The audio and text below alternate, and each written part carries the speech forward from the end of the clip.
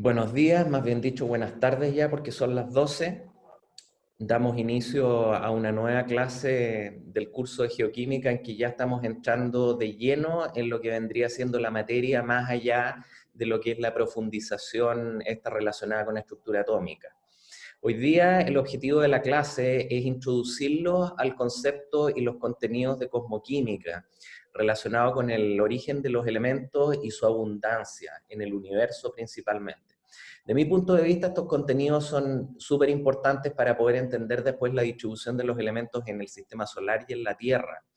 Por lo tanto, las tres próximas clases nosotros vamos a estar todavía un poco en la estratosfera y nos vamos a estar acercando de a poquitito a la Tierra y ustedes van a ir viendo cómo esa construcción incremental de conocimiento, finalmente al momento en que entremos a hablar de la composición de todas las capas de la Tierra y la evolución que ha tenido en el tiempo, se les va a iluminar la ampolleta y van a entender mucho mejor por qué las cosas son como son.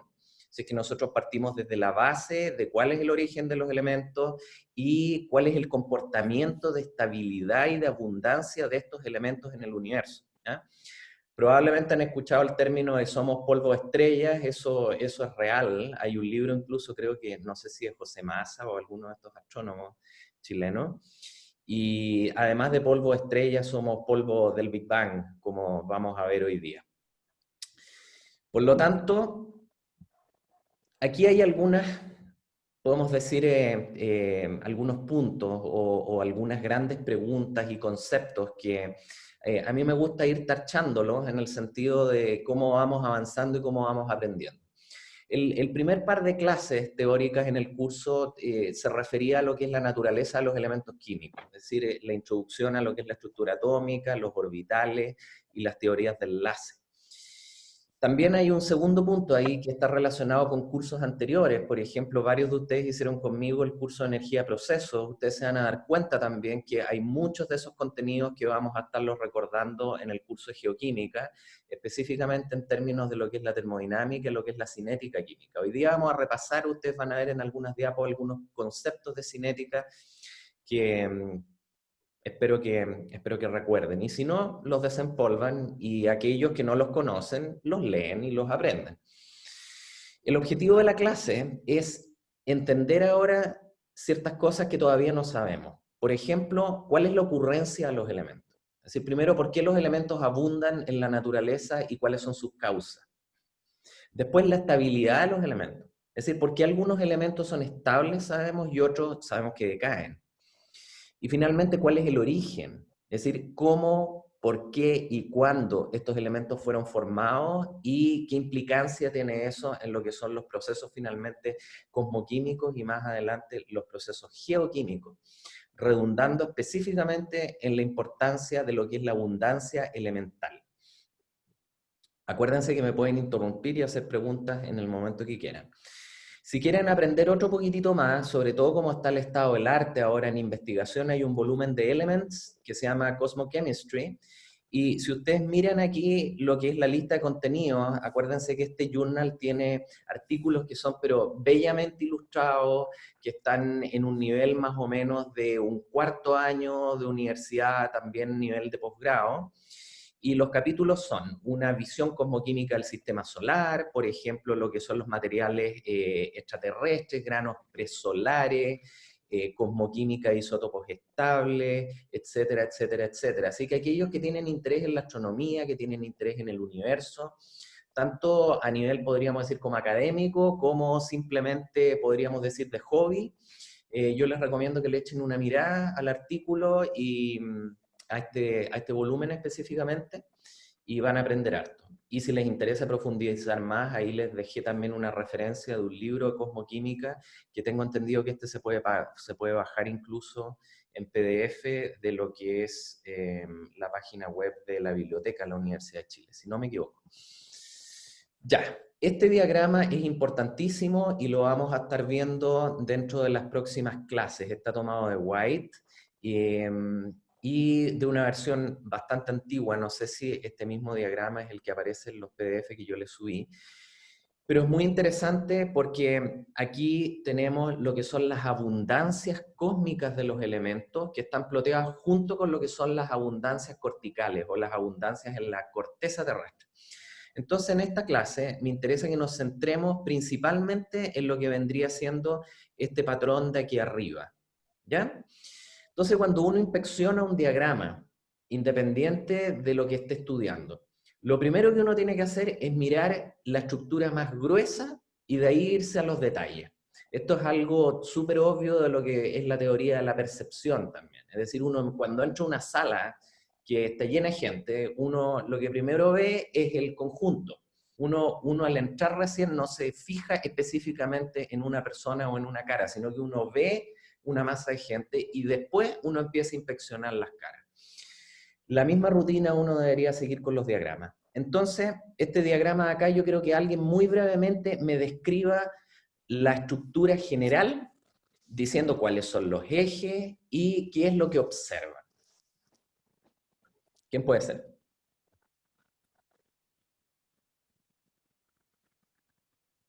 ¿Andrés?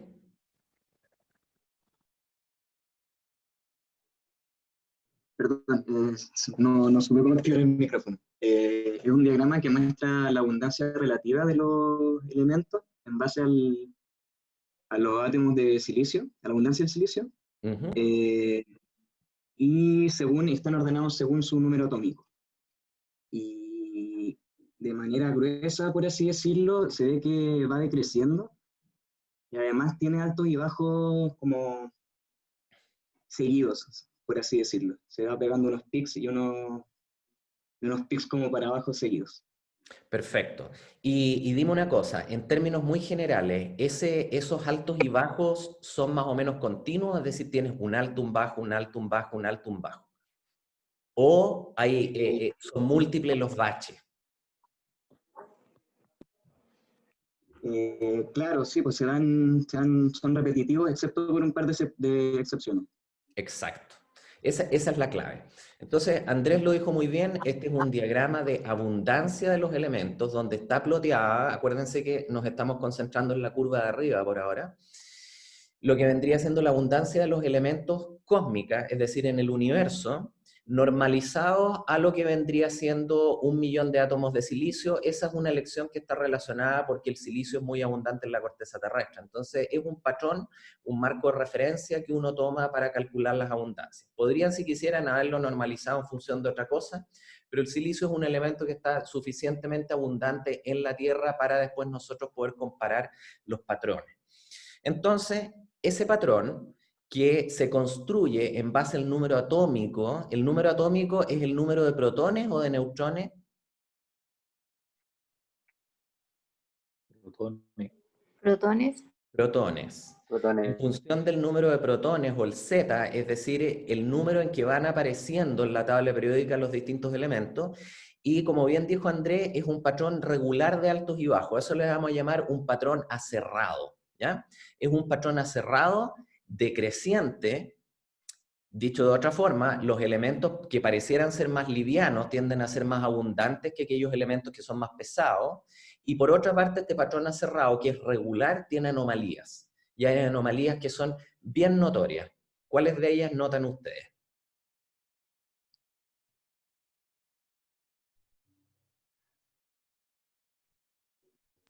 El litio, el boro. El litio, el boro, el berilio también, litio, berilio, boro, que están los tres juntos y tan pareciera estar en un valle. Después, ¿qué pasa con el helio y el hidrógeno? ¿Tienen un patrón aserrado, no? No, de hecho, Dime. si fuera por el patrón, el helio, o sea, el hidrógeno debería estar más abajo que el helio. Exacto, exacto. Y ahora lo que podemos empezar a mirar es hablar un poquitito de las abundancias. ¿Cuáles son los elementos más abundantes en el universo? Hidrógeno y helio. Helio. Los más livianos. ¿Cómo, perdón? Que son los más livianos. Los más livianos, exacto. Y después del hidrógeno y helio, ¿cuáles son los otros elementos que son más abundantes? El carbono y el oxígeno. El carbono y el oxígeno. Es decir, tenemos el hidrógeno y el helio que parecieran estar como desacoplados del patrón este al inicio, y después tenemos el carbono y el oxígeno con un bajón en el nitrógeno, que también es abundante, pero que sigue ese patrón acerrado de altos y bajos. Después tenemos el litio, el berilio, están sumamente deprimidos y podríamos empezar a investigar todos los elementos que siguen adelante. Ahora vamos a tratar de explicar este patrón y vamos a ver de dónde viene, ¿ya? Porque todo esto tiene una explicación extremadamente pragmática que finalmente uno cuando la conoce y la ve, uno dice como, wow. Entonces, aquí tenemos otro tipo de diagrama de abundancia. ¿Por qué se los muestro distinto? Porque no se confundan o no se enreden, porque en los distintos libros aparece el patrón a veces más extendido, como en la diapo anterior, es decir, como si lo agarráramos en un acordeón y lo estiráramos. En otros diagramas está mucho más comprimido. Entonces, en el diagrama de acá, que estamos observando en la diapo, si ustedes se dan cuenta, aparece este patrón acerrado, pero cada elemento ahora no tiene un cuadradito, sino que simplemente es un punto, y ese punto configura una curva, y el patrón está súper apretado, y en este caso no está orientado el eje X en base al Z, sino que está orientado en base a la masa. ¿Se dan cuenta? Son distintas formas de expresar la misma cosa. Pero si nosotros observamos de nuevo, vamos a tener que arriba el hidrógeno y helio, como está marcado en rojo, es una anomalía. Después el litio, el berilio y el boro también son anómalos por abajo, y después tenemos el carbono, el oxígeno, el neón también es un elemento que está altamente concentrado, y si vamos al resto de los elementos nos vamos a encontrar con algunos pics, y un pic muy fundamental que ustedes tienen que recordar siempre es el del hierro. El hierro tiene un pic de abundancia que ocurre más o menos en el primer tercio, y tiene un significado, podríamos decir, de la química nuclear que es fundamental y que lo vamos a ver en las próximas diapositivas. Entonces, a nivel de observaciones, podemos decir que las abundancias de los distintos elementos entre los más concentrados y los menos concentrados abarcan más o menos 12 órdenes de magnitud. Dime, Aaron. Profe, que le iba a preguntar cómo se podía determinar la abundancia como homogénica, o por así decirlo, y veo que ahí sale rayos cósmicos. Sí. Esa información no tiene cierto delay, no se podría esperar una baja en los elementos más livianos debido a la fusión en estrella, o eso nunca va a ser, por así decirlo, nunca va a ser el peso para lograr disminuir la parte más a la izquierda de ese patrón cerrado. Yo creo que tú lo dijiste muy bien y te respondiste la pregunta, es decir, no te la podría responder mejor. Es decir, el efecto que tienen la síntesis de estos elementos en las estrellas, por ejemplo, es despreciable respecto de lo que son las proporciones generales relacionadas con el Big Bang, sobre todo para lo que es el hidrógeno y el helio. Así que tiene un impacto, pero no tan impacto en lo que vendría siendo la abundancia o el peso finalmente que tienen las proporciones. Ahora, en general, este tipo de diagramas se construyen, como dice ahí, la fuente de los datos son las abundancias de los elementos en la Tierra, en la Luna, en meteoritos, en distintos cuerpos celestes, el espectro de las estrellas, se dan cuenta, los rayos cósmicos, igual que toda la radiación de fondo que llega a la Tierra y que se puede medir en términos de protones, neutrones, neutrinos y otras cosas. Y ahí los astrónomos se han arreglado durante años para poder refinar lo que es la abundancia cósmica de los elementos, que está bastante bien definida, y yo me imagino que en un texto de cosmoquímica puedes encontrar más información al respecto si es que te interesara profundizar más.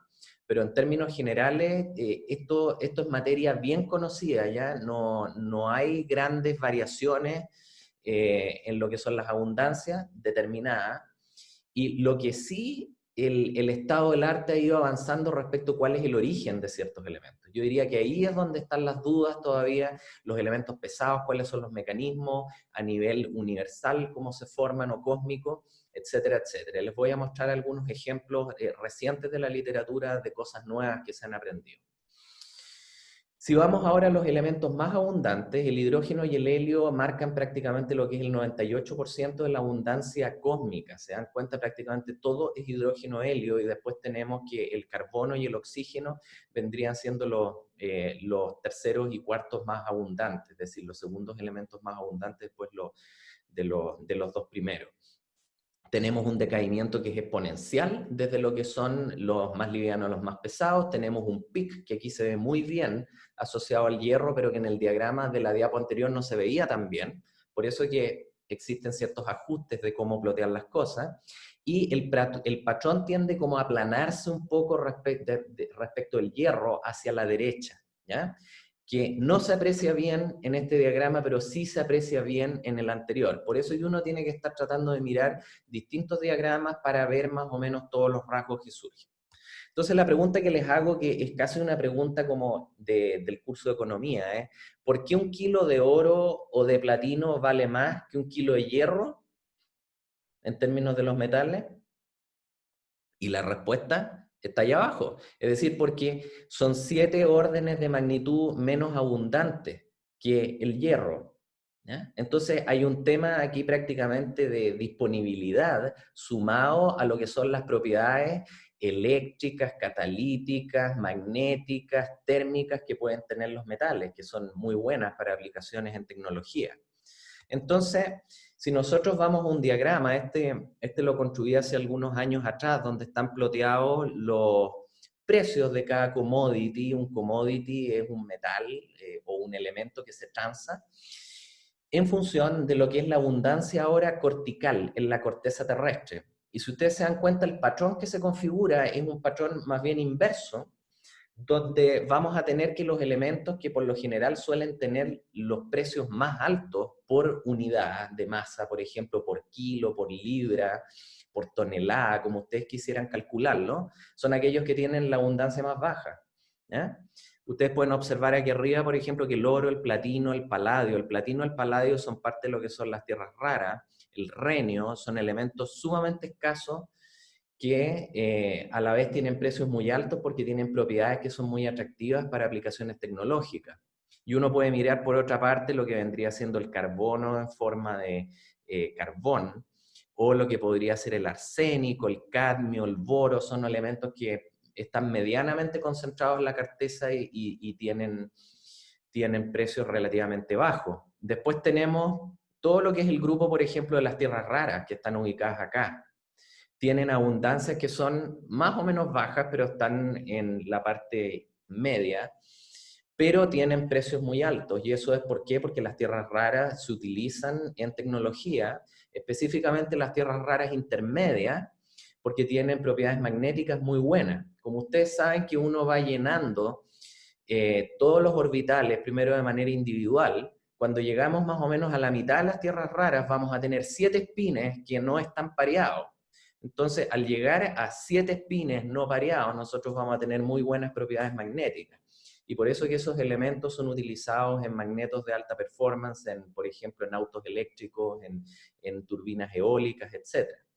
Que es un ejemplo también de por qué el hierro tiene propiedades magnéticas muy buenas también, porque está ubicado en la mitad, en ese caso del bloque D, y tiene 5 espines que no están pareados y que definen muy buenas propiedades magnéticas. Entonces, de un punto de vista de lo que es oferta, demanda, valor, abundancia, finalmente la minería mundial y lo que son los georrecursos obedecen a lo que es la abundancia en la corteza.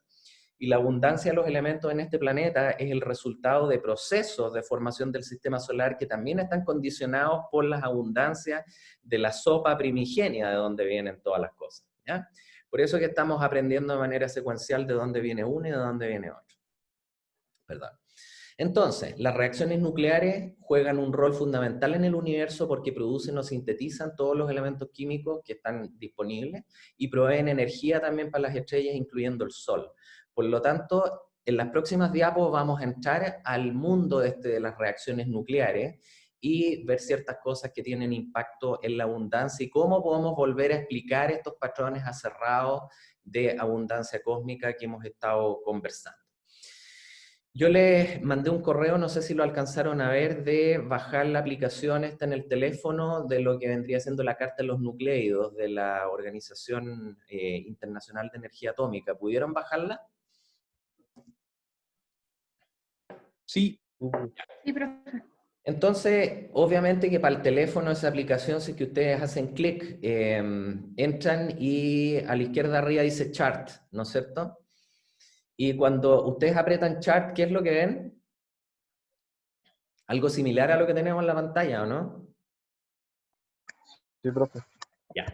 Esa es la carta de los nucleidos, entonces, que después de la tabla periódica, que yo espero que ustedes se la conozcan y la puedan ocupar al revés y al derecho, la carta de los nucleidos es la segunda herramienta de mayor importancia en geoquímica. Por lo tanto, esta en el largo plazo del curso necesitamos también manejarla bien.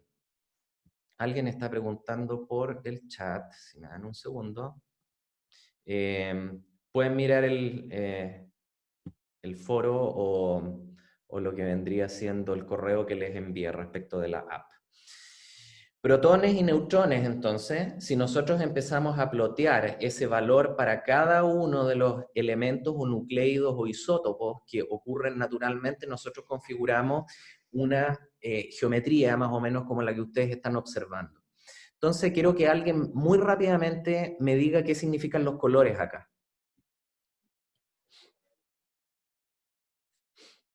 ¿Qué significan los colores? ¿A los que decaen? Los que decaen. La vida media. ¿Y los qué, perdón? La vida media. Y las vidas medias, ¿ya? Entonces eso quiere decir que aquí están pintaditos todos los elementos o los nucleidos en base a cuán estables son.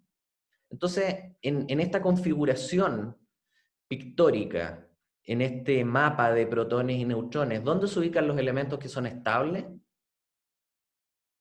¿Que no decaen? En la parte central serían como los cuadraditos negros, creo. Exacto. Claro. ¿Son los cuadraditos negros o son, claro, principalmente los negros, porque después ustedes tienen los que son magenta? Algunos pueden tener vidas medias muy altas, se dan cuenta, pero otras relativamente bajas, del orden de una en un año. Entonces eso es un decaimiento muy corto a escala geológica o a escala cósmica. Por lo tanto, los negros son los estables y son aquellos elementos que no decaen. ¿Y qué empieza a ocurrir en la medida que nos vamos separando de ese trend central? Disminuye la vida media. Exacto, es decir, los elementos se van haciendo cada vez más inestables. Por lo tanto, vamos a ver que este diagrama tiene una, ¿cómo podríamos decir? Una componente adicional en el espacio que está saliendo de la pantalla, ¿ya? En un eje Z, podríamos decir, que corresponde a la energía de cohesión, ¿ya? Entonces vamos a tener que las cosas que van a estar más arriba energéticamente van a ir como decayendo hacia la pantalla. Pero ustedes van a ver después en las imágenes que les voy a mostrar y van a entender mejor la topografía de este diagrama. Ahora, la carta de los nucleidos viene de todo lo que es la era atómica, podríamos decir, y la primera carta fue editada por ahí por los años 50, y tiene un nombre ahí que es el Karlsruhe Nuclide Chart, y eso viene de Karlsruhe, que es un instituto en Alemania, que es donde se gestó la carta, y esta es una representación pictórica que es muy amplia, ¿se dan cuenta? Por eso es que en la app, si es que ustedes ponen chart, la verdad es que se ve una masa, y ustedes tienen que empezar a hacer zoom en los distintos elementos. Si uno quiere desplegarlo esto y mirarlo como está puesto ahí en el piso, es una sábana bastante grande de nucleidos. Entonces ahí están puestos los 118 elementos y todos sus isótopos que ocurren naturalmente, y esos son del orden de cercanos a 4000, ¿se dan cuenta? Mientras que los elementos conocidos son del orden de 120 por ahí al 2015. Entonces, aquí tenemos un zoom, entonces yo creo que alguien muy brevemente me diga qué hay en las filas horizontales.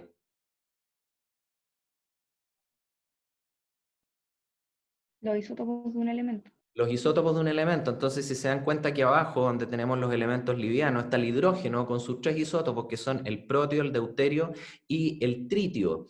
El protio y el deuterio son estables, mientras que el tritio decae, por eso que tiene otro color, y abajo aparece lo que es la vida media del tritio. El tritio se utiliza en datación de agua subterránea, por ejemplo, y permite datar cosas hasta unos 50, 60 años de antigüedad. Después tenemos el helio, el litio, después tenemos el berilio, que tiene solamente un isótopo estable, se dan cuenta, porque el berilio 10 es inestable y decae. Entonces, en las horizontales tenemos los distintos isótopos de los elementos, mientras que en las líneas diagonales nosotros vamos a tener, podríamos decir, distintos elementos que pueden decaer hacia lo que es el elemento o isótopo estable que está en el trend o en la línea central, ¿ya? Pueden ir a esa página también, que les pongo el link ahí abajo, que es extremadamente útil para empezar a disectar esta carta de los nucleidos, que la vamos a ocupar harto en el curso. Ahí está la app.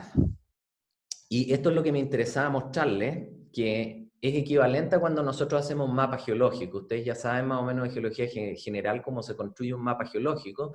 Este es un mapa nuclear de ejes que, en vez de ser coordenadas geográficas, corresponden a número atómico y peso atómico, por ejemplo. Y donde, si nosotros hacemos perfiles a lo que vendría siendo este trend principal, vamos a observar esta dimensión Z que yo les mencionaba, que sale de la pantalla, ¿ya? Y que corresponde a la energía.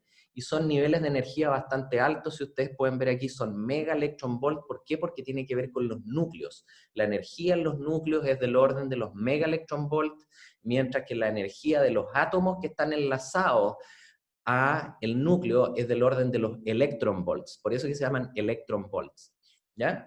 Entonces, nosotros podemos ver aquí que el argón 38 es estable, está en la base, en ese caso, de esta especie de valle, y en la medida que nosotros subimos por las laderas, nos vamos a encontrar con otros isótopos que tienen energía más alta, por lo tanto tienden a decaer como verdaderas piedras que caen desde las laderas hasta lo que vendría siendo un valle central. Por lo tanto, si nosotros ahora vemos la topografía de lo que vendría siendo este paisaje nuclear, es equivalente a un cañón, ¿ya? Entonces, imagínense en el cajón del Maipo, donde ustedes van a partir por ahí en las Vizcachas, que vendría siendo el origen más o menos del gráfico, y empiezan a subir por el cajón del Maipo, por lo que es el Valle de Estabilidad, que es por donde va el río, y ahí están ubicados todos los isótopos de los elementos que son estables. Mientras que si ustedes empiezan a subir por las laderas, todos esos elementos decaen y van a decaer con modos bien específicos, por ejemplo, un decaimiento alfa o decaimiento beta, positivo o negativo, hacia lo que es el valle central nuevamente. Entonces ustedes van a tener acarreo o decaimiento desde las laderas y también desde los puntos superiores del cañón, por lo que vendría siendo la trayectoria al valle. Y esos son los decaimientos alfa, los que ocurren a lo largo de la línea, desde arriba hacia abajo del valle, y los decaimientos beta, positivos o negativos, que son los que ocurren como la erosión, por ejemplo, que ocurre en las laderas. Así que ese es un análogo geológico, topográfico, que a mí me gustaría que ustedes internalizaran para entender mucho mejor lo que es la carta de los nucleidos, y les va a quedar así de claro. Aquí está puesto de otra manera, donde nosotros estamos observando desde lo que es la base del cañón hacia arriba, y si caminamos por el río, están ubicados todos los isótopos estables, en las laderas están ubicados isótopos también inestables, y al fondo, en la parte más alta, van a haber elementos que son muy pesados, y que por la misma razón, porque el núcleo ya va a tener fluctuaciones en lo que es la fuerza fuerte respecto de la débil, esos mismos elementos van a decaer mediante un modo alfa y van a ir generando isótopos hacia abajo, ¿ya? Esa es más o menos la geometría de la carta de los nucleidos, y que nos va a permitir explicar ciertas cosas relacionadas con el patrón aserrado de abundancia que yo les estaba contando. La primera explicación del patrón aserrado tiene que ver con la química nuclear específicamente, ¿ya? Y algo que se llaman los números mágicos. Y a mí no me interesa que ustedes profundicen tanto en esto, simplemente que sepan que a nivel nuclear hay ciertas combinaciones de nucleones adentro que hacen que el núcleo, valga la redundancia, se haga más estable, ¿ya? Y en general eso ocurre con esas combinaciones cuando son pares, ¿ya? Por lo tanto, eso es lo que se llaman los números mágicos, que son combinaciones de nucleones que permiten una mayor energía cohesión del núcleo. Por lo tanto, esos números mágicos, entre comillas, son el 2, el 8, el 20, el 28, el 50, están bien definidos por la química nuclear, y hacen que aquellos elementos que tengan estos números pares sean más abundantes en la naturaleza finalmente que aquellos que tienen combinaciones con números impares, ¿ya? Entonces, ese podríamos decir que es como la primera gran explicación del patrón aserrado que nosotros estamos observando. Y eso es lo que se llama a nivel como geoquímico y cosmoquímico la ley de Odo-Harkins, ¿ya? Que está anunciada ahí, que dice que los elementos con Z par son más abundantes que aquellos con Z impar, y por otra parte, que la abundancia cósmica presenta un patrón aserrado en función del Z, que es lo que intuitivamente nosotros conversamos al inicio de la clase respecto de la abundancia de los elementos. Y hay excepciones, y hay grandes excepciones, y probablemente la más grande de todas estas excepciones corresponde al hidrógeno, el hidrógeno y el helio. Entonces, no tenemos todavía mecanismos para poder explicar por qué, por ejemplo, el hidrógeno y el helio son tan abundantes y no siguen el patrón aserrado. Entonces, raya para la suma, lo primero que aprendimos de la química nuclear es que podemos explicar en términos generales el patrón aserrado de abundancia, pero necesitamos más información para poder tener la película completa de la abundancia cósmica de los elementos. Ok, y ahí es donde tenemos que entrar a hacer algunas pequeñas definiciones, ¿ya? La primera definición que tenemos que hacer en términos de lo que es la química nuclear es lo que vendría siendo llamado la energía de cohesión. Entonces yo no sé si ustedes así en términos intuitivos entienden lo que es la energía de cohesión. Si alguien me lo puede explicar así rápidamente.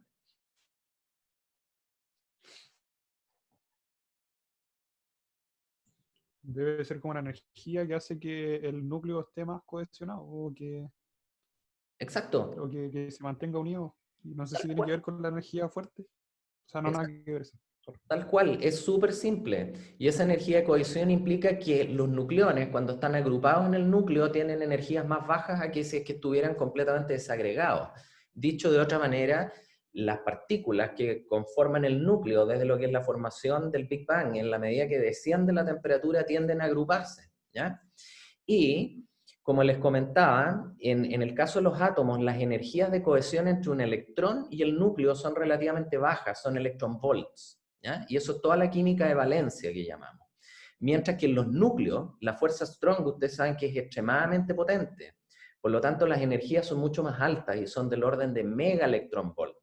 Por eso que toda la química nuclear y lo que vendría siendo la era nuclear de la energía y de las armas nucleares también, tiene que ver no con la valencia, sino que tiene que ver con el núcleo, porque ahí es donde están las mayores energías confinadas, ¿ya?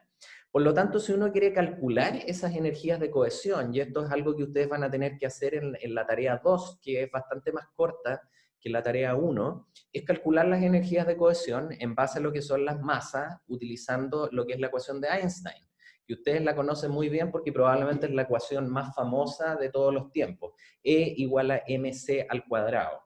Lo que dice finalmente es que la energía está asociada a la masa, y la mayor energía está confinada en lo que son los núcleos de los elementos, ¿ya?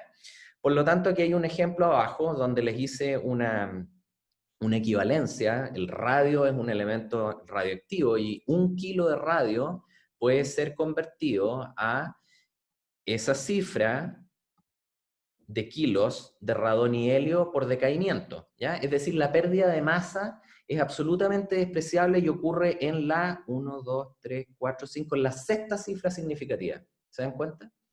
Sin embargo, el delta de energía es extremadamente alto y 1 kilo de radio más o menos equivale a del orden de 10 elevado a 5 kilos de TNT, que es energía química.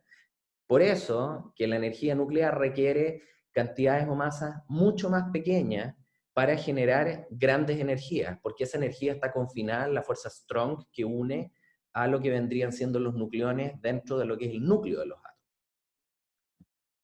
Entonces, aquí hay ciertas convenciones, y esas convenciones en las reacciones nucleares las pueden ustedes ver con más detalle, pero este 3 aquí, ¿a qué corresponde?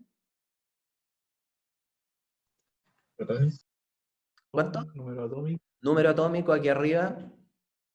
número másico. Número másico. Entonces, en las reacciones nucleares siempre va a estar puesto el número atómico y el número másico arriba. Lo mismo que en geocronología, cuando uno ve datación radiométrica, siempre va a estar puesta la masa arriba, ¿ya? Y a la izquierda, arriba.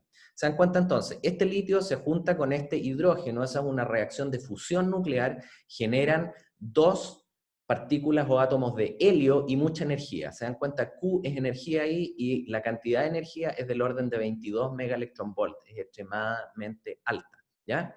Entonces, una convención que es importante que ustedes sepan que esa energía, Q, es exotérmica, se considera exotérmica, liberada, pero cuando es positiva, que esto es al revés de cómo se calcula en términos de signo en una reacción química el delta en entalpía. ¿Se acuerdan que en una reacción química, en el curso de energía, cuando el delta H era menor que 0, nosotros teníamos que ir a una reacción exotérmica? Aquí es al revés, pero es simplemente una cosa de convención, para que no se enreden, ¿ya? Ok, entonces volviendo y recalcando nuevamente, la nomenclatura implica elemento en el centro con su símbolo correspondiente, número atómico, masa, estados de oxidación y finalmente lo que es coeficiente estequiométrico, puestos todos en la esquina que les corresponde. Y ahora en términos conceptuales, en este pequeño diagramita o ilustración, podemos ver que la química nuclear va hacia la izquierda porque está relacionada con la masa y con el núcleo finalmente, protones, neutrones, mientras que la química de valencia, que es toda esa química a la que ustedes están más acostumbrados en el día a día, está relacionada con lo que está a la derecha, es decir, con el estado de oxidación, el coeficiente estequiométrico, finalmente con los electrones que están en la nube, ¿ya? Que es la que condiciona las reacciones químicas simples. A la izquierda, masa y protones, es el mundo de las reacciones nucleares. Ok, aquí hay ejemplos de cómo ustedes pueden calcular después las energías. Por ejemplo, para calcular energías de cohesión, para la tarea lo pueden revisar. Es bastante simple, la verdad. Puede parecer complicado, pero la verdad es que es súper, súper simple en base a la ecuación de Einstein. Y nos lleva a generar una, probablemente de las curvas más importantes que yo encuentro en lo que vendría siendo este concepto de la cosmoquímica y la abundancia de los elementos en el universo, que es la que está acá. En esta curva o en este diagrama nosotros estamos apreciando lo que es el binding energy, que se llama, o la energía de cohesión por nucleón de los distintos nucleos en función de lo que es el número de masa. Podrían plotearlo ustedes también en función del Z, y lo que se configura es una curva ascendente que llega a un máximo y después decae, ¿ya? Entonces esta curva es realmente importante y el máximo ocurre en el hierro específicamente. Entonces yo no sé si alguien intuitivamente me puede explicar qué significa esto.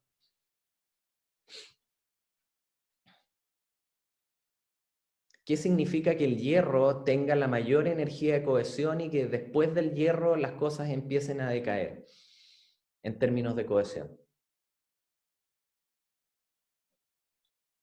Podría ser que, así como al ojo, que se van formando los elementos como por el número atómico cada vez mayor, mayor, mayor, y una vez que llega el hierro como que llega a cierto límite, entonces ahí como que los átomos están apenitas, están, o sea, en el núcleo están como agarrándose ahí, y una vez que pasa cierto número, como que esa fuerza va disminuyendo, entonces puede es más fácil que tal vez pierda como partícula en el núcleo, no sé cómo explicarlo muy bien. Exacto, ya no lo pudiste haber descrito mejor, y el hierro finalmente marca un límite entre lo que vendrían siendo las reacciones o la factibilidad de las reacciones de fusión en la naturaleza que ocurren a la izquierda de lo que es el hierro. Es decir, uno puede ir construyendo elementos en función de la fusión, por ejemplo, de dos hidrógenos, de un hidrógeno con un helio con un carbono, etcétera, etcétera.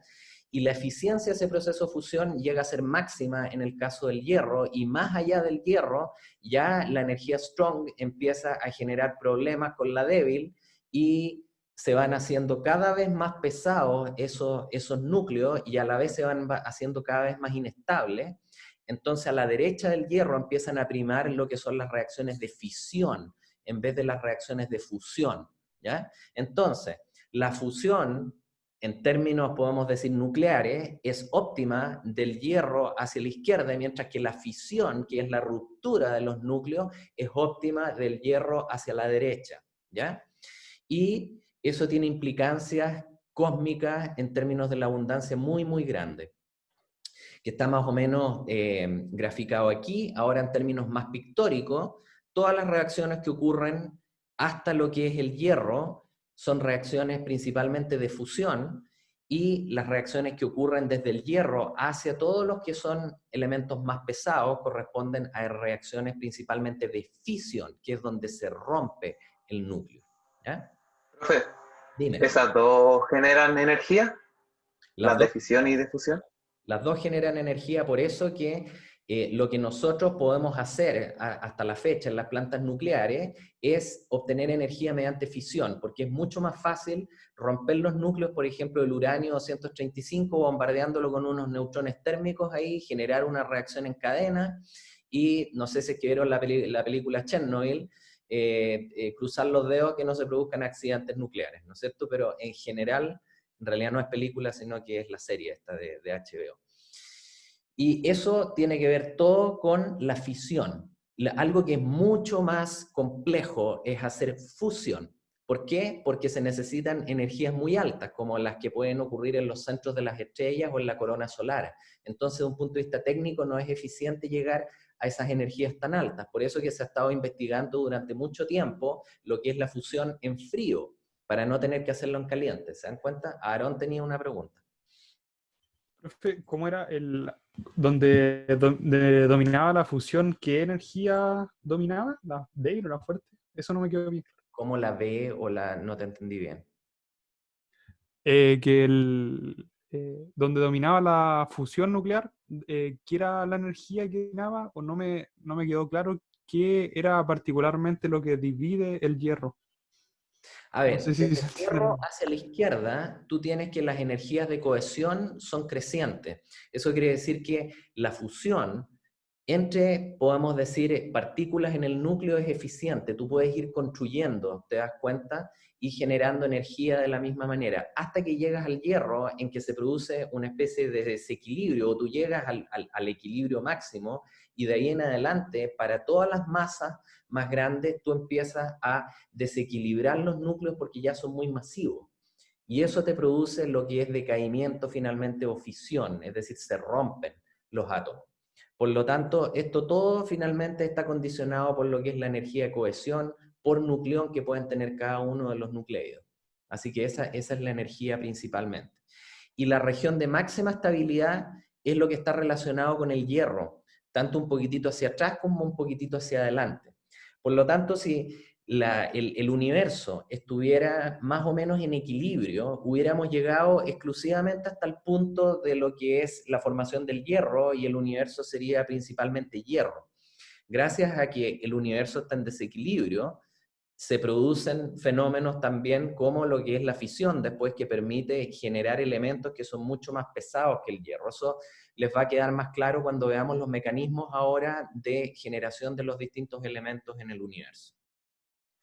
Entonces, desde una perspectiva de la teoría nuclear, hasta ahora podemos explicar el patrón de abundancia por la ley esta de los números mágicos primero, la ley de Odo-Harkins, el patrón acerrado, par más estable que impar, y por otra parte podemos explicar algunos pics, por ejemplo, que son típicos para el caso del hierro y que corresponden a aquellos elementos que tienen una mayor energía de cohesión por nucleón, que van a ser más estables también, ¿ya? Entonces tenemos dos elementos que vienen de la teoría nuclear que permiten explicar los patrones que ustedes tienen en la abundancia cósmica de los elementos. Pero todavía no podemos explicar, como dice ahí abajo, primero, ¿por qué el hidrógeno y el helio son tan abundantes? ¿Por qué el litio, el berilio y el boro son tan poco abundantes? Y tampoco podemos explicar cuáles son los procesos que han dado origen a esas variaciones en el universo, que es lo que vamos a ver ahora a continuación. Para ello tenemos que adentrarnos en lo que es el cosmos, ¿ya? Y principalmente partir en el Big Bang para después ir a las estrellas y finalmente terminar en las supernovas. Ese es más o menos el trend de movimiento que vamos a tener en las próximas diapos.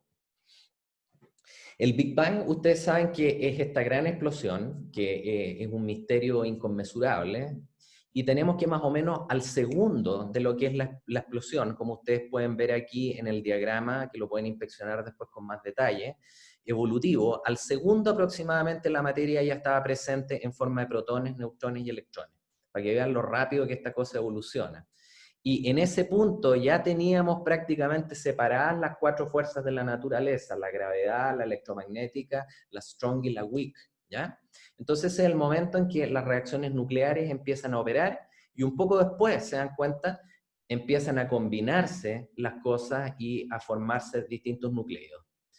Aarón tiene, no sé si todavía la mano levantada o tiene alguna pregunta. No, no la de antes. Ya, perfecto. Entonces, aquí es donde tenemos 2 mecanismos primero de formación de elementos. Vamos a partir con el primero, que corresponde a la llamada nucleosíntesis cosmológica, ¿ya?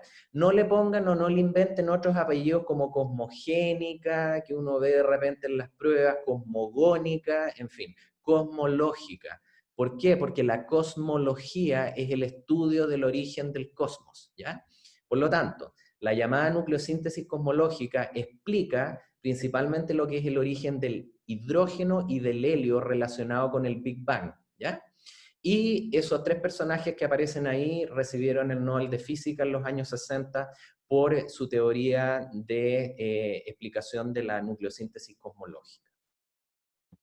Entonces, tenemos que al segundo tenemos protones, neutrones y electrones, y después de algunos minutos ya de que se ha producido el Big Bang, la temperatura empieza a disminuir. Si se dan cuenta, aquí teníamos 10 elevado a 10 Kelvin, que es muy alto, aquí tenemos 10 elevado a 9, y empiezan a generarse núcleos, por ejemplo, aquí esto es deuterio, esto es helio 3, helio 4, y después de unos 100.000 años más o menos, a temperaturas cercanas a lo que es la corona solar, es decir, 5.000 kelvins en el universo, ya podemos formar átomos neutros en que los electrones van a poder estar circulando y formando nubes alrededor de los núcleos, ¿se dan cuenta? Y ese es el momento en que finalmente estos 2 principales elementos y más abundantes en el universo ya tienen una consistencia para existir, ¿ya? Por lo tanto, este modelo de nucleosíntesis cosmológica predice de manera súper buena, súper adecuada lo que son esas abundancias cósmicas, que es principalmente el 75% de hidrógeno en lo que es el universo y un 25% de helio, aprox. Ok, pero no nos explica el origen de los otros elementos. Entonces, aquí es donde empiezan a ocurrir otras cosas que están relacionadas principalmente a la agregación ahora de la materia en forma de estrella. Así que las estrellas representan el otro gran grupo de síntesis de elementos en el universo. Y a eso se le llama nucleosíntesis estelar. La primera es la nucleosíntesis cosmológica, que explica el hidrógeno y el helio, y ahora entramos a lo que es la nucleosíntesis estelar, que explica el origen de todos los otros elementos, salvo los muy pesados. Entonces, aquí es donde aparece el primer recordatorio del curso de energía. ¿Se acuerdan lo que era una reacción neta en términos cinéticos respecto de las reacciones elementales? ¿Se acuerdan o no? Es como la reacción que muestra el inicio y el final. Sí, el inicio y el final, pero la reacción neta no muestra específicamente lo que es el mecanismo de reacción. ¿Por qué? Porque si es que el mecanismo de reacción fuera 4 átomos de hidrógeno colisionan al mismo tiempo para formar un átomo de helio, ¿eso probabilísticamente tiene chances o no tiene chances de ocurrir? No. ¿Por qué?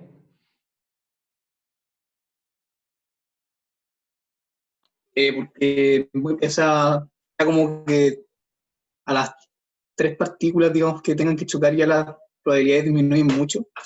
2 partículas es más probable que choquen, sí, pero ya a partir de las 3 a 4 ya es muy poco probable que se den las colisiones.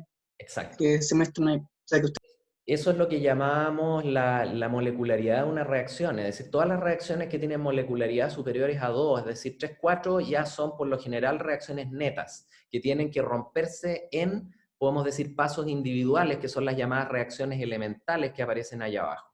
Entonces, el primer grupo, podemos decir, de reacciones es el grupo que forma el helio dentro de dentro de lo que son las estrellas. Entonces tenemos que los protios se combinan para formar un deuterio, después ese deuterio se combina con otro protio para formar un helio 3, y después helio 3 se combinan para formar, por ejemplo, helio y más protio, y así se van construyendo lo que vendrían siendo los distintos elementos dentro de las estrellas a temperaturas bien específicas, ¿ya?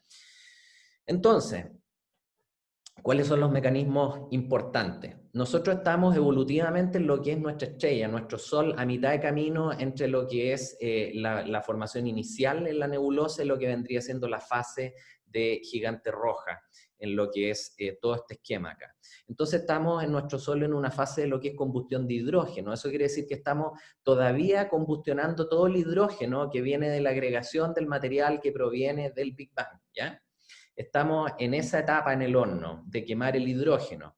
En la medida que se vaya quemando el hidrógeno, vamos a pasar a una fase de gigante roja, se dan cuenta, en unos 4.500 millones de años más, y ahí vamos a empezar a combustionar el helio, ¿ya? Y se van a empezar a generar elementos más pesados.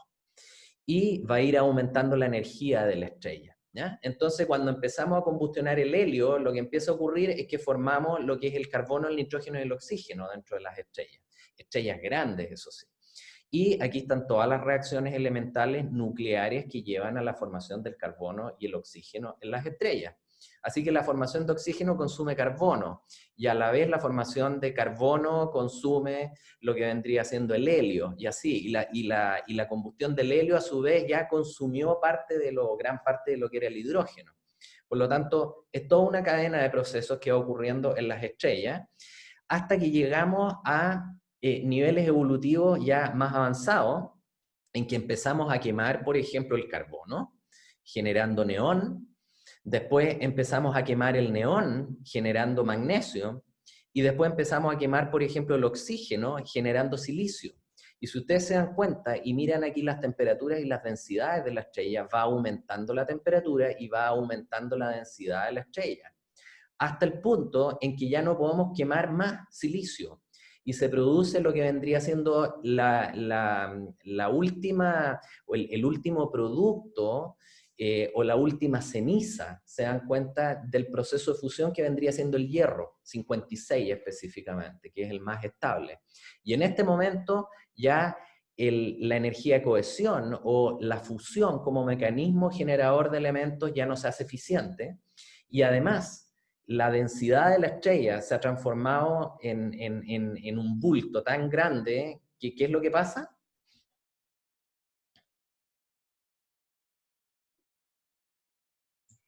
La presión térmica ahora empieza a competir con lo que es la gravedad y le gana. ¿Y qué pasa? Repítamelo. Que se comprime así como ¿Sí? se concentra en su núcleo. Se comprime, y después esa presión térmica excede lo que es la gravedad. ¿Y qué termina pasando con la estrella? Un colapso gravitacional. ¡Pum! Explota, ¿no es cierto? ¿Y eso cómo se llama? Supernova. Por lo tanto, la supernova es la explosión de una estrella extremadamente brillante que termina lanzando todos estos fragmentos previamente formados de nucleidos y de elementos a lo que es el espacio. Y gracias a ello vamos a empezar a formar ahora los elementos más pesados, más allá del hierro, por captura de partículas en el espacio. Es decir, todos esos nucleidos pesados y livianos que salieron volando en todas las direcciones van a interactuar ahora con rayos cósmicos, con electrones que andan dando vuelta, con protones, con una serie de partículas, y van a ir generando todos los elementos más pesados más allá del hierro. Así que la síntesis o nucleosíntesis estelar tiene una fase primero que tiene que ver con lo que es la fusión dentro de la estrella hasta el hierro, y después tiene con una fase post-hierro que está relacionado con la explosión de la estrella o la supernova. Y ahí es donde se van a ir generando los distintos elementos mediante una serie de procesos. Estos son nombres que tienen los procesos, por ejemplo, el proceso S, que es una captura de neutrones que es lenta, o el proceso R, que es una captura de neutrones que es rápida, y ustedes pueden revisar después más o menos cómo son las trayectorias en las cartas de los nucleidos para ir formando o avanzando en masa por combinación de neutrones desde el hierro hacia arriba, ¿ya? Entonces, los elementos más pesados se forman por efecto de las explosiones de las estrellas o supernovas. Y lo último que nos va faltando por explicar es por qué el litio, el boro y el berilio, esta anomalía tan importante, se refleja en concentraciones tan bajas. Y esto no se logró explicar hace, yo diría hasta hace unos 50 años atrás, 40 años atrás, y se le llamaba el proceso X, ¿ya? X, ¿por qué? Porque era desconocido. No se podía explicar por qué el litio, el boro y el berilio estaban tan deprimidos y también se sabía que se podía formar dentro de las estrellas, pero la concentración es extremadamente baja, ¿ya? Entonces, lo que finalmente se logró aprender es que el litio, el boro y el berilio se forman en el medio interestelar por un proceso que se llama espalación, ¿ya? Spallation del inglés, y la espalación simplemente quiere decir ruptura balística. Esto es entonces que nosotros vamos a estar rompiendo ciertos nucleidos preexistentes, por ejemplo, lo que puede ser el carbono, y formando fragmentos de litio y otras cosas. Así que eso explica en parte las abundancias cósmicas de lo que son los elementos muy livianos, como el litio, el berilio y el boro, a raíz de este proceso de ruptura balística llamada espalación. Cuando veamos las técnicas geocronológicas de medición de superficie en la Tierra, por ejemplo, de datación, como puede ser el berilio 10, como puede ser el silicio, que también se utiliza para datar superficie, como puede ser, por ejemplo, incluso el carbono 14, vamos a ver que esas reacciones también se llaman de espalación porque están relacionadas entre la interacción de un rayo cósmico con el nucleido, y eso hace que se rompa y se formen fragmentos. Y estos fragmentos son los nuevos nucleidos que se van generando. Así que esa es la última pata que necesitábamos para poder explicar lo que vendría siendo el origen de los elementos en el cosmos. Aquí hay algunos ejemplos. Sí, dime. Pero no entendí bien por qué eso explicaba que fueran menos abundantes que los que lo rodean, que hay como esa depresión. Ya, primero porque, a ver, si es que lo explicara solamente con lo que vendrían siendo las abundancias en las estrellas, sería mucho más bajo, porque se forma poquísimo litio, boro y berilio en las estrellas, y la verdad es que no sobrevive, porque esos nucleidos se combinan con otros para formar núcleos más pesados. Por lo tanto, si es que se formara solamente en las estrellas, tendrías un bajón mucho más pronunciado. Prácticamente no habrían esos elementos en el cosmos. Pero como sí hay, pero las abundancias son más bajas, se requería de algún mecanismo para poder explicar cómo se formaban y cómo podían perdurar. Como no pueden perdurar en los interiores de las estrellas, porque está muy caliente y se fusionan con otras cosas, la explicación viró hacia el medio interestelar, y cuando se descubrió que estas reacciones de interacción con rayos cósmicos podían generar esos fragmentos, y esos fragmentos después podían sobrevivir para después llegar a una nebulosa, juntarse, finalmente terminó siendo el proceso preferido para poder explicar lo que es la generación, primero de los nucleidos en términos de origen, y segundo para más o menos explicar lo que son sus abundancias.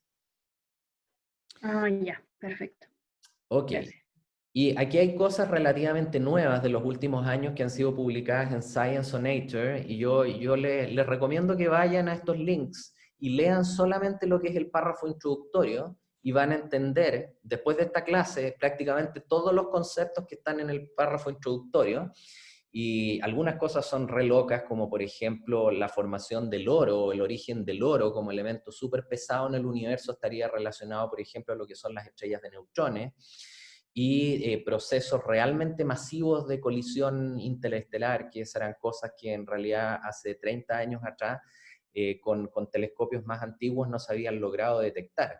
Entonces, como yo les mencionaba, la abundancia de los elementos es muy conocida, no ha sufrido ni va a sufrir cambios. Pero lo que sí está sufriendo cambios, más o menos, es el origen, cómo nosotros explicamos ciertos elementos y sus abundancias. Y con los nuevos telescopios y con la nueva información astronómica que está surgiendo así como del espacio profundo, hay mucha información nueva que está saliendo, y obviamente es muy interesante, como el caso este del oro en las estrellas, que la verdad que es fantástico. Ok, para ir resumiendo entonces lo que hemos aprendido en esta clase es que del hierro hacia atrás priman las reacciones nucleares principalmente por una mayor energía de cohesión, desde el hierro hacia la derecha priman principalmente lo que son las reacciones de fisión debido a las más bajas ahora energías de cohesión que tienen los núcleos que son más masivos. Podemos también, si miramos la carta de los nucleidos, empezar a ubicar los elementos y cuáles son sus formas o modos de producción. Acá abajo, que es donde están los elementos más livianos, ustedes pueden ver Inhomogeneous Big Bang. Eso quiere decir que el hidrógeno y el helio principalmente se formaron por efecto de la nucleosíntesis cosmológica. Y después podemos ver que todos los otros elementos más pesados, por ejemplo, se van formando dentro de los núcleos de las estrellas, por ejemplo, el ciclo CNO, después tenemos hasta lo que vendrían siendo procesos relacionados con gigantes rojas, y todos los elementos más pesados, podemos decir, y también más inestables, estarían asociados a supernovas o fenómenos explosivos, y también procesos de captura dentro de lo que vendría siendo el espacio interestelar. Raya va la suma, que hemos aprendido ahora mirando una tabla periódica, y por eso que me interesa que ustedes manejen también la tabla periódica, que podemos empezar a pintar los cuadraditos ahora. El hidrógeno y el helio arriba, ¿cómo se forman? En términos evolutivos, Big Bang, ¿ya? Así que esta es una tabla periódica donde tenemos coloreado el origen de los elementos. ¿Y qué empieza a pasar después, por ejemplo, con el litio, el borio, el berilio? ¿Cuál es el proceso que los lleva a formar? Rayos cósmicos. Rayos cósmicos o espalación en el espacio interestelar. ¿Qué pasa con todos los otros elementos más pesados? Carbono, nitrógeno, oxígeno empiezan a generarse por lo que vendría siendo la combustión del helio en las estrellas, y todos los elementos uno a uno, casi en un modo ordenado, empiezan a aparecer. Se dan cuenta por efecto de las reacciones nucleares en las estrellas, hasta que llegamos más o menos hasta el hierro. Y todo lo que está, si ustedes se dan cuenta, coloreado más bien en azul, de todos los nucleidos que son más pesados, están relacionados con la explosión de esas estrellas o las supernovas, ¿ya? Ahora, como dato, es importante que no se confundan y no sean muy inflexibles en esta clasificación, porque obviamente que hay elementos que son bien pesados, que también se producen por fusión nuclear en las estrellas. Si ustedes se dan cuenta, el mercurio, el talio, se forma tanto en supernovas como en los centros de las estrellas. Así que no quiere decir que nosotros formamos exclusivamente hasta el hierro, y de ahí todo lo que ocurre en las supernovas. No. Hay cosas más pesadas del hierro que también se producen en los interiores de las estrellas, pero que no tienden a sobrevivir tanto, ¿ya? Tengo un par de preguntas en el chat. Me preguntan qué pasa con los elementos en blanco. ¿Alguien puede responderle a Javiera, no? Son sintéticos, ¿no? Exacto, son elementos que se producen en reactores nucleares y no ocurren en la naturaleza. El americio, por ejemplo, el curio, el berkelio, etcétera, etcétera, son elementos creados en la era nuclear desde los años 40 y tantos en adelante. ¿Por fusión? Buena pregunta. No, yo creo que no están formados por fusión. Yo creo que los forman en aceleradores por colisión y tienen igual tiempos de vida que son relativamente cortos. Eso habría que chequearlo, cómo los elementos se generan artificialmente. Pero tengo entendido que se generan en base a colisiones, y dentro de esas colisiones se producen agregaciones de partículas. Es algo que voy a repasarlo y ustedes también pueden buscarlo. No tengo la respuesta precisa. El generador de hadrones, en ese que es como grandote que queda como en Suiza, ahí es donde... No, ahí no Ese es para partículas pequeñas. Ese es para partículas subatómicas, para encontrar finalmente el bosón de Higgs, ¿ya? Porque las energías son extremadamente brutales. Piensen ustedes que es un anillo que tiene no sé cuántos kilómetros de circunferencia, que está enterrado bajo tierra y que permite generar energías que en algún momento se decía incluso que podían generar un mini hoyo negro de tan grandes que eran. Así que no, estamos hablando de aceleradores cuya tecnología está disponible ya en los años 40. Es simplemente hacer colisionar núcleos de partículas a distintas velocidades, pero para generar átomos, no para buscar partículas subatómicas. Ya, entonces, si volvemos a lo que vendría siendo nuestro diagrama del comienzo de la clase, podemos explicar claramente la anomalía del hidrógeno y el helio mediante el Big Bang. Después podemos explicar todo lo que es la síntesis de los elementos mediante lo que es la nucleosíntesis estelar dentro de las estrellas. Podemos explicar también lo que es la anomalía del litio, el berilio y el boro por efectos de espalación con rayos cósmicos, y también podemos explicar lo que vendrían siendo la formación de los elementos más pesados ya en lo que son las explosiones de supernovas y los procesos de captura que ocurran después en el espacio. Finalmente, y como modo introductorio de la próxima clase que la vamos a tener después del 18, volvemos a nuestro diagrama inicial, y ahí yo en forma muy ruda y burda dibujé más o menos lo que era la tendencia de abundancia de los elementos cósmica, y aquí abajo hice lo mismo pero con la abundancia de los elementos en la corteza terrestre. Entonces nuestro próximo objetivo es entender por qué la abundancia cósmica de los elementos sigue un cierto patrón con ciertos, podemos decir, pics anómalos, mientras que en la Tierra parece que las cosas son distintas, ¿no es cierto? ¿Qué diferencias pueden notar muy fundamentales entre lo que es el patrón cósmico y el patrón terrestre, por ejemplo? A nivel cósmico, el hidrógeno y helio son muy abundantes y a nivel terrestre no. Exacto, ¿no es cierto? Y ocurre algo bien particular, que a nivel cósmico, por ejemplo, el silicio no es tan abundante, mientras que la abundancia de la corteza terrestre sí es abundante, tan abundante como el oxígeno.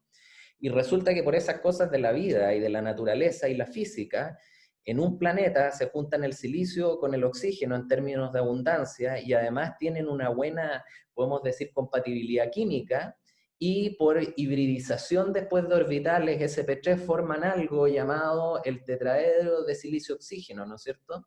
Y ese es el bloque fundamental de lo que son después los minerales y finalmente lo que son las cortezas rocosas de los planetas, como ustedes pueden encontrar aquí en el sistema solar entre Marte más o menos y lo que vendría siendo Mercurio, ¿ya? Y así, ustedes pueden empezar a inspeccionar cada uno de estos pics. Uno puede preguntarse por qué el oro, por qué los elementos del grupo del platino están tan deprimidos en la corteza terrestre.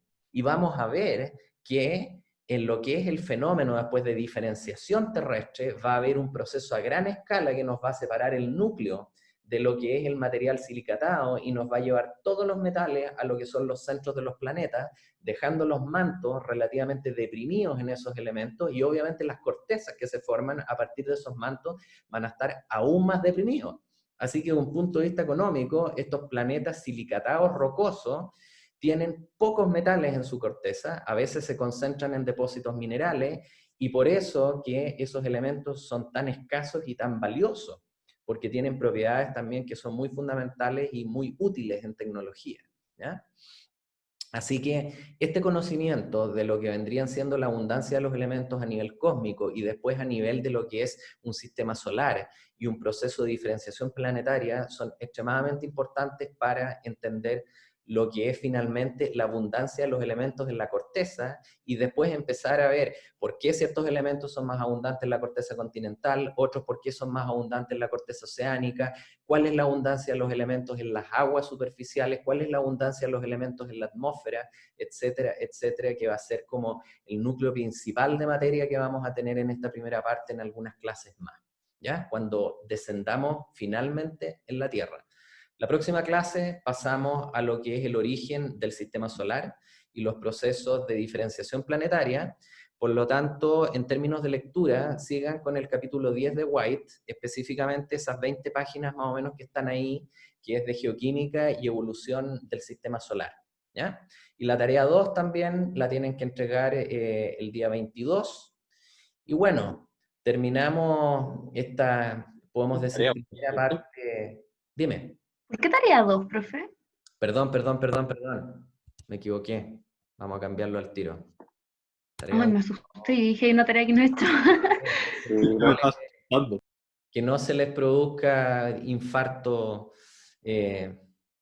No se preocupen, no, es tarea 1, ¿ya? La tarea 2 ya tiene una fecha más o menos de entrega, que creo que es a comienzos de octubre, es una tarea más corta, que abarca también todo lo que tiene que ver con geoquímica del sistema solar y cosas así. Es definitivamente mucho más corta que la tarea 1 y también ahí tienen menos tiempo para hacerla, de tal manera de poder parcelar bien la entrega de tareas antes de lo que es el break y después lo que es el control. ¿Ya? Así que corríjanlo ahí, no se asusten si lo ven en el PDF, yo voy a tratar de subirlo actualizado, pero es la tarea 1 que tienen que entregarla el día 22 de septiembre. ¿Ya? ¿Tienen alguna pregunta?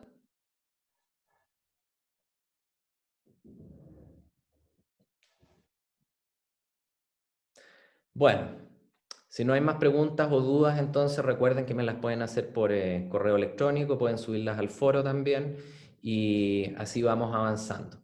Así que quedamos hasta acá, nos vemos entonces después del 18, que tengan una buena semana de receso, tranquila, cuídense junto a su familia. Así que estén bien.